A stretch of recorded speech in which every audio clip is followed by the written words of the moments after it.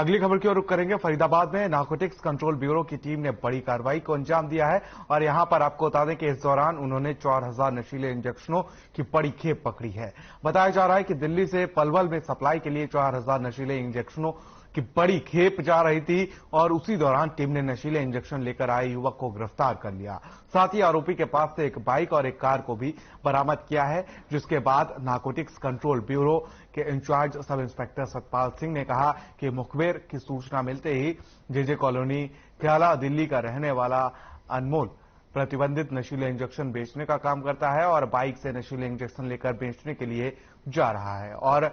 पुन्हाना के रहने वाले जितिन गर्ग को सप्लाई देगा। वहीं पुलिस ने 4000 नशीले इंजेक्शनों की खेप के साथ आरोपी को गिरफ्तार किया है। फिलहाल पुलिस इस पूरे मामले की जांच में जुटी हुई है।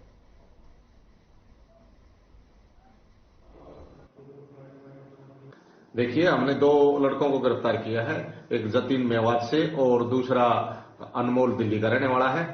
और 4000 पेंटाजोसिन इंजेक्शन इनसे बरामद किए गए हैं तथा ये हमें गुप्त सूचना मिली थी कि दिल्ली से कुछ लड़के नशीले इंजेक्शन लेकर के पलवल व मेवात में सप्लाई करने जा रहे हैं। तो उसी की गुप्त सूचना के आधार पर हमने दीनदयाल उपाध्याय चौक पलवल के पास नाकाबंदी करके 2 लड़कों को गिरफ्तार किया। उनकी गाड़ी, एक अर्टिका व मोटरसाइकिल को भी और 4000 इंजेक्शन पेंटाजोल सहित काबू किया।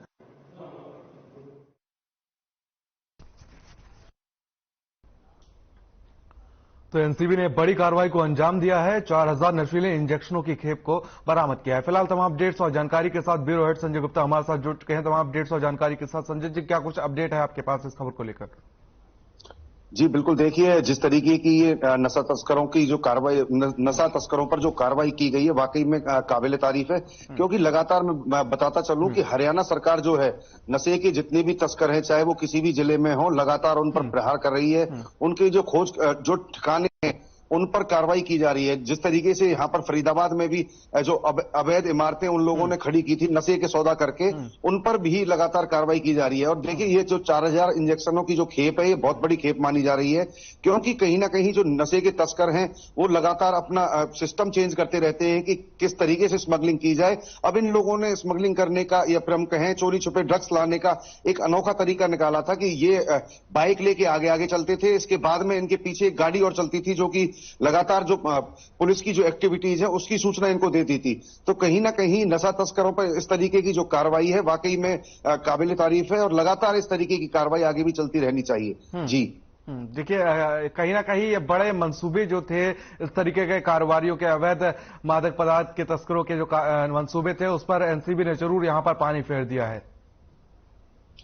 बिल्कुल, देखिए जिस तरीके से ये कार्रवाई की गई है, लगातार मैं आपको बताता चलूं कि पूरे हरियाणा की जो पुलिस है वो लगातार हाई अलर्ट मोड पर है कि नशे के तस्कर जहां भी दिखाई दें, चाहे वो हम बात करें गांजा, सुल्पा या फिर अफीम चरस की, या बात करें इस तरीके के जो इंजेक्शन लगातार ये पलवल और फरीदाबाद जिले में, या हम बात करें तमाम हरियाणा में दूसरे स्टेटों से आ रहे हैं, लगातार उन पर एक भारी कार्रवाई करने की हरियाणा सरकार की तैयारी है। जिस तरीके से एक अलग डिपार्टमेंट बना के लगातार इनके जो मुखबिर हैं उनको सक्रिय करके इन खेपों को लगातार पकड़ा जा रहा है और लगातार इनकी जो खेप पकड़ने के साथ में जो आखिरी जो वो है छोर है, जो बताते चले कि जहां से भी ये ड्रग्स आती है उन पर भी बड़ी कार्रवाई करने की तैयारी चल रही है। बिल्कुल संजय जी, कहीं ना कहीं अक्सर देखने को मिलता है, कभी जूड़ा चोरा, कभी गांजा, कभी अवैध शराब, इस तरीके की तस्करी लगातार देखने को मिलती है। क्या जिला प्रशासन के बिना या पुलिस की मिलीभगत के बिना ये सब इतनी आसानी से संभव है क्या? बिल्कुल, देखिए एक कहावत है कि बहुत देर करती हुजूर आते आते। ये लोग जिस तरीके से पहले नशे को फैलने देते हैं उसकी वजह से जो स्थितियां थी अब तक हरियाणा में भयावह हो चली थी। जिस तरीके से उड़ता पंजाब की बात की जाती थी, ऐसे ही उड़ता हरियाणा की बात की जा रही है। लेकिन जिस तरीके से पिछले करीबन 1 से 1.5 साल से लगातार हरियाणा पुलिस इन जो तस्कर हैं, जो ये जो नशे के सौदागर हैं, इन पर लगातार कार्रवाई कर रही है, तो कहीं ना कहीं अब जाकर ऐसा लगता है कि ये जो तस्कर हैं ये हरियाणा से भाग जाएंगे। लेकिन इससे पहले की अगर हम बात करें तो जितनी भी पुलिस प्रशासन है या नारकोटिक एनसीबी के जो अधिकारी हैं लगातार उन पर आरोप लगते रहे कि उनकी ही वजह से मेडिकल स्टोर हैं, या फिर हम बात करें जो गांजा, अफीम या सुल्फा की बात करें, ये लगातार यहाँ पर बिकते रहे। और उसके बाद यहाँ पे फरीदाबाद की अगर हम बात करें, देखिए तो यहाँ पर एक काला तस्कर था जो कि गांजे का व्यापार करता था। पिछली बार उससे 2 करोड़ रुपए नगद भी मिले थे। तो कहीं ना कहीं जो इनका जो संगठन है, इनका जो ग्रुप है, वो पूरी माफिया ग्रुप जो है वो लगातार प्रशासन और पुलिस पर हावी था। लेकिन कहीं ना कहीं अब हरियाणा पुलिस ने इस चेन को तोड़ने की कोशिश की है। देखिए संजय जी, अगर इस तरीके से देखा जाए तो कहीं ना कहीं जो बॉर्डर पर प्रशासन रहता है उसकी सुस्ती की वजह से ही इस तरीके की वारदातों को अंजाम दिया जा सकता है। क्योंकि अगर वो अलर्ट रहे, हर आने जाने वाली गाड़ी को चेक करे, तो इस तरीके की वारदातों को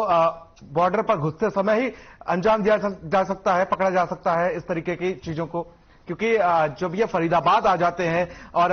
बाहर के राज्यों से यहां पर फरीदाबाद में इस तरीके की वारदात को अंजाम दिया जा सकता है, तो बाहर से जब ये बॉर्डर पर आते थे तो चेकिंग के दौरान भी इसको पकड़ा जा सकता था। जी बिल्कुल, देखिए जैसा कि आपको बता दें कि पलवल और फरीदाबाद जो जिला है ये नेशनल हाईवे पर बसा हुआ है। ये तो संभव नहीं कि हर गाड़ी को चेक किया जाए, लेकिन जो संदिग्ध गाड़ियां हैं उनको चेक किया जा सकता है। लगातार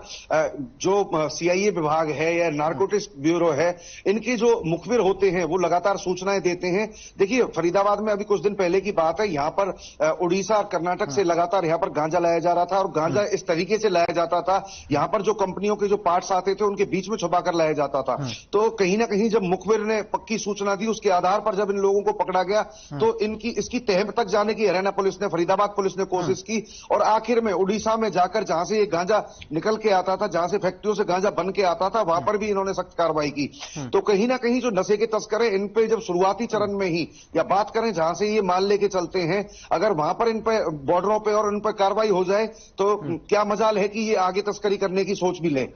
बिल्कुल संजय जी, ये जो इंजेक्शन बरामद किए गए हैं 4000 इंजेक्शन, ये बड़ी मात्रा में इंजेक्शन है। इनकी खपत कहां होने के लिए ये तस्करों के पास से क्या कुछ जानकारी मिली है, कहां इनकी खपत होनी थी? जी बिल्कुल, जब शुरुआती दौर में जब उन तस्करों से पुलिस ने पूछताछ की, नारकोटिक्स ब्यूरो ने पूछताछ की, तो उनका साफ तौर पे कहना था कि ये ड्रग्स हम पलवल और मेवात में खपाने के लिए, अभी जो ये 4000 इंजेक्शनों की खेप थी, ये पलवल और मेवात जिले में खपाई जानी थी। तो कहीं ना कहीं देखिए मेवात जिला जो है या पलवल जिला जो है आधुनिकता की दौर से बाहर है, बावजूद इसके इस तरीके के जो इंजेक्शन वगैरह की, अगर नशीले इंजेक्शनों की अगर सप्लाई इन जिलों में होनी थी तो स्वयं ही समझा जा सकता है कि युवा पीढ़ी किस तरीके से खोखली हो जाती। 4000 इंजेक्शन की जो खेप है, देखिए ये सिंथेटिक ड्रग्स की श्रेणी में आते हैं, जहां पर अगर इनको कोई 1 या 2 दिन इस्तेमाल करता है तो उन लोगों को, उन युवाओं को इसकी लत लग जाती है, जो कि छुड़ाना काफी मुश्किल होती है। और कहीं ना कहीं जो बढ़ते हुए अपराध हैं वो नशे की लत के चलते हुए ही होते हैं। चलिए संजय जी, बहुत बहुत शुक्रिया तमाम जानकारी